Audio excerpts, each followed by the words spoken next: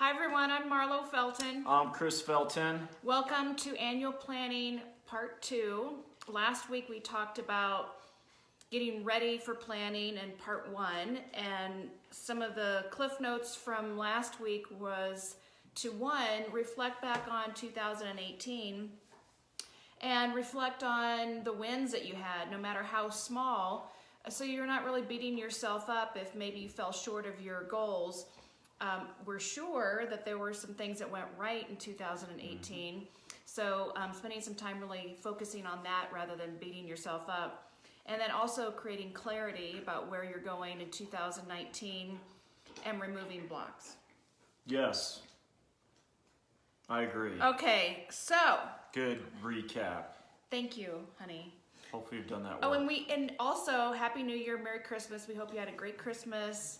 And wishing you We're taking the tree down. Yeah, next week the tree will not be here. We won't leave it up until St. Patrick's Day like your aunt. My aunt, she used to do that. Yeah. Kept all her Christmas stuff up till St. Patrick's Day. Don't do that. Don't do it. Aunt Ruth. Yeah, bless her heart. So this week, Annual Planning Part 2, we are going to talk about how to really get your plan together for 2019. So Chris and I are getting ready to have our annual planning meeting on Monday afternoon. We do that every year on New Year's Eve. And so do you want to get us started on that? Yeah, well, I mean, the thing about this time of year is everybody, you know, is looking to have like the greatest year ever, and you know, the clock changes, but often we don't change. So the changing of the clock's not that big a deal if you're not, you know, I mean, I get excited about this time of year, but this whole process has become, you know, habitual because, you know, the coach that worked with us for almost 4 years was like, you know, you guys are goal setters, you're not goal achievers. And the problem is you know, you get excited, you set goals, and you set this kind of annual game plan, and much like the gyms in February, that people can't find the gyms that they signed up for, you can't find your plan, and then you create all this space, you know, between you and December 31st of 19, and you mentally just kind of pace, and then June comes along, and you're like, oh, I got plenty of time, it's all good, and then September comes along, and you're kind of like, oh my God, I'm so far away. And then what happens, and I mean, I did it for decades until I kind of learned this process. You know, people kind of bail, and then, you know, December comes along, and they're like, oh yeah, this is my year. And you know, so. And they say it like that? Yeah, this is my year. This is my year. And so, you know, we're going to set some plans. Really, we're going to set annual goals, but I'm not going to really have an annual plan, right? So the key was to take the annual goal and get it tied into really focusing on the first quarter, right? So one of the things I'll be doing today and tomorrow is figuring out how the fourth quarter ended, and you know, where we came in with our goals of, you know, where we are with, you know, the revenue for our business, you know, where our net worth came in, where our savings came in, you know, all our financial goals. And then we'll set our annual goals of where we want to be by the end of 19. But really, I'm going to get focused, and we're going to get focused on, hey, what do we need to create in that first, you know, quarter? And there's a great book out there that really talks about it. It's called the 12-week year, which is basically taking your annual and breaking them into, you know, 4 quarters. Because one of the problems is when you want to go hit your goal for the year, you get stuck in like, how's it going to happen? You know, how am I going to do it? And that's one of the ways that your brain kind of keeps you stuck, your ego.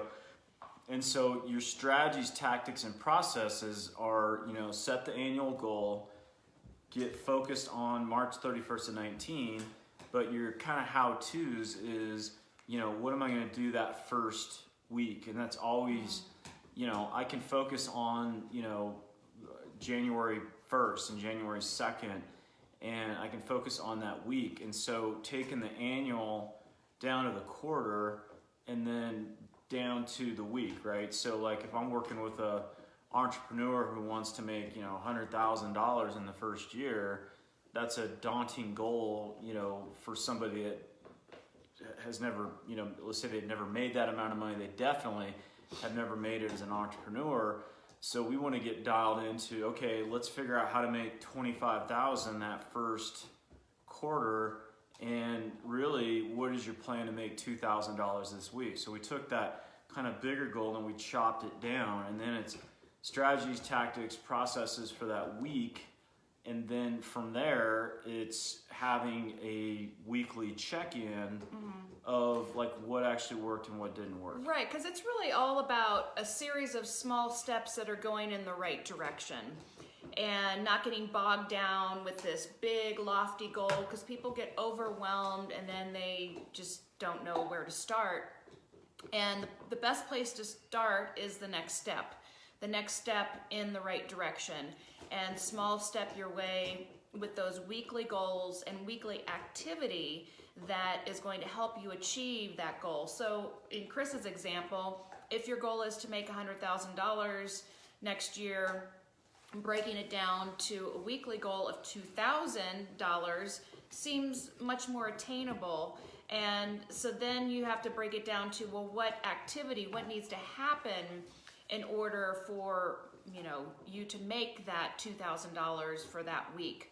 And and then the weekly check-in. So Chris and I always check in weekly, because if you don't check in incrementally and often, you can veer off course without realizing that you're going off course. So it's really, like being, your personal GPS that you should be checking in with constantly throughout the year, because if you start veering way off course, it's a lot harder to bring it back, to center and towards your goal, when you're way off course, and much easier when you've maybe just veered slightly off course and you can course correct that way. So, and I can't read your handwriting. Yay! He loves it when I can't read his handwriting. Job security. Who can? When you have bad handwriting, it's job security, because people need you around and go, what does that say? Anyway. I don't know. I don't even know what. I can't even read my own. No, it's so. Oh, now I can read it. Your income thermostat. Well, it's your thermostat, right? And so, I always joke about it. I have yet to meet someone that said, nope, I can't make any more money this year. My bank called me. They said my account's full. They can't take any more money. Yeah, they don't do that. And so, driving your income, and, it's a fascinating conversation, because you're either kind of growing or dying. And when you grow to the next level and you grow your income to the next level, it's going to cause you to level up, to grow, to develop, to figure out your blocks. I mean, we set financial goals and income goals, and it kind of sounds like we're talking out of both sides of our mouth, but it's not necessarily for the having of it, right? It's not necessarily the stuff. It's just, if we're bringing more income into our home, then we're bringing more value to people. We're making a difference for people, and it's a scorecard of service. And so, especially if you're a business owner, I don't know how else you keep score than by revenue that comes into your business. And if you're W-2, it doesn't really matter. But if you're W-2, you can be thinking about what can I do to create multiple streams of income. Let me translate here. If you're a W-2, meaning if you're an employee and not an entrepreneur. Yeah, if you're an employee, they get that. They're all smart. Honey, I'm just clarifying. Anyway, that's thanks, why I'm here. Captain Obvious. Anyway. Whatever. It's maybe not obvious. Maybe not obvious. Maybe not. So if you're an employee, right, then one of the things you can do is just sit down and say, what can I do to drive my income this year? And, that's one of the secrets that we found in our book was, multiple streams of income. And people, the people that Marlow interviewed had 7 to 10 to 15 to 20 different streams of income. They were all tied to their purpose and their passion and all that. But really this income thermostat thing, the coach that worked with us, it was like, we had to double our income just to kind of get back to base camp. And the thought of that double was, massively overwhelming. And so, he took that goal, that double, and then he broke it down to the quarter, and then he broke it down to, the week. And when he did that, and I got focused on strategies, tactics, and processes for that week, I just was like, okay, I can control that. And so I was focusing on the week, and I still do it to this day. It's the weekly income goal that I'm setting for us that we're going after. But here's the other thing around goal setting is there's two, people set either be good goals or get better goals. And so the reason goal setting fails for a lot of people out of the gate is they tie their deservingness, their worthiness, their identity, all that stuff into hitting a goal. And you're kind of sabotaging yourself from the very beginning. And so our coach taught us, get better goals, meaning, hey, you go for something, you aim at something, because we set a bunch of goals this year. We're going to fall short in several categories, but we had growth. And so, our mentor always told us, hey, I never hit the goal when I wanted to, but I always hit the goal. Mm-hmm. So when you set that quarterly goal, if you fall short, set it again and go after it, right? Mm-hmm. And keep going. And then when you get close to it from an income standpoint, raise it a little bit. But this is what will change your thermostat, is taking that big income goal and dialing it into a weekly goal that you're like, I can do that. Right, yeah. And then the next part that's really important is accountability.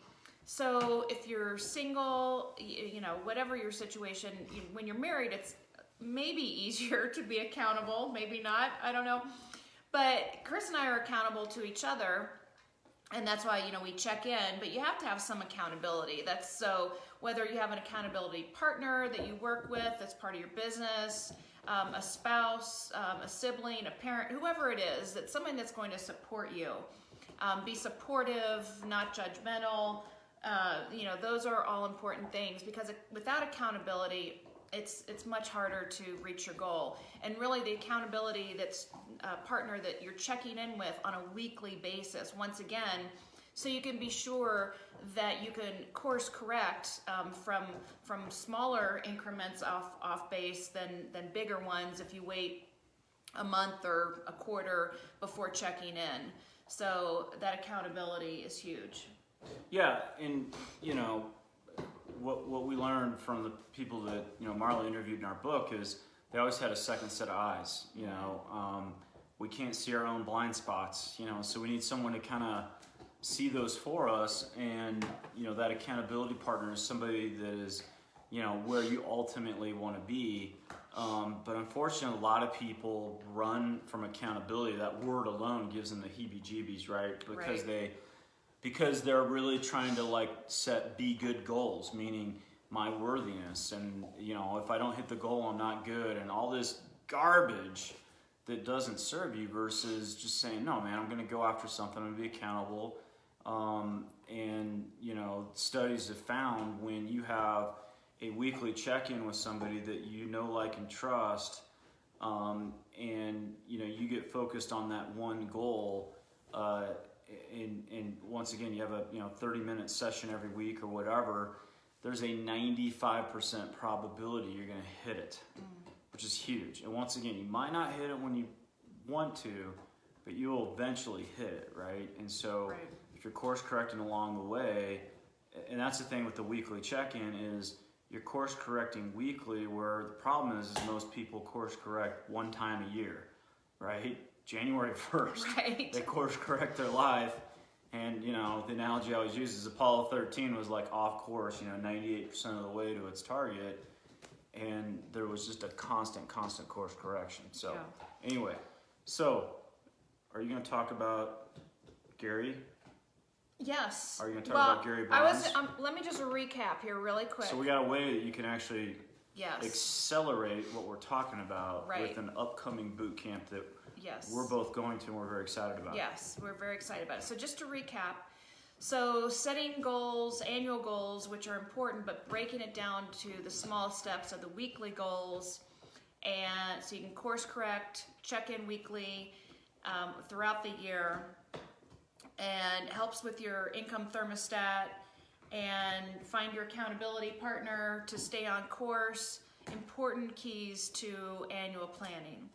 So I have included a link. So the January, what are the dates? 18th, 19th, and 20th. So it's a weekend, Friday, Saturday, and Sunday, January 18th, 19th, and 20th. I've included a link for you to register. Chris and I will be there.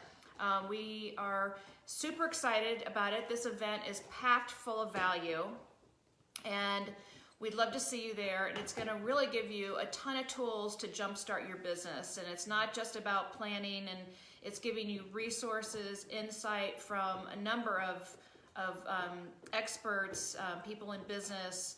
I was blown away when I saw everything that was included in this workshop. So it's well worth the investment. It's really, I was shocked as to how little it cost, really considering the value that was there. So if you want more information about the Breakthrough Business Mastery Boot Camp, click the link that I've provided, and hopefully we will see you there. So, yeah, well, let me talk about Gary Barnes real quick.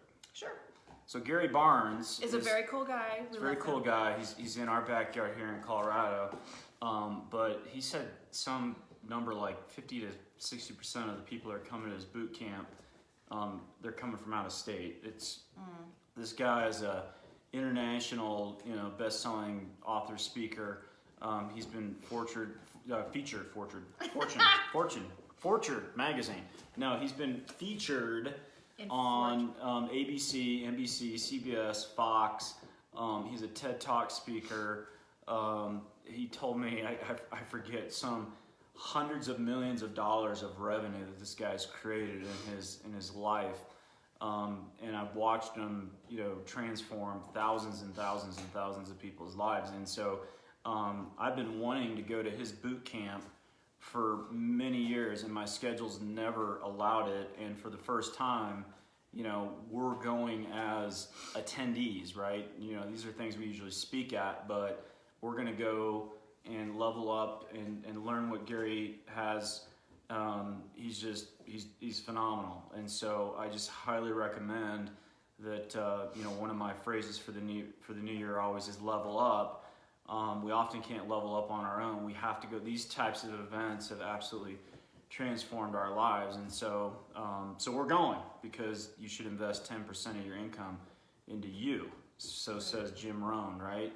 But anyway, so breakthroughbusinessmastery.com. Hopefully we will see you guys there, and excited for it. So happy New Year. Yeah, happy New Year, and we wish you the best in your annual planning, and feel free to hit us.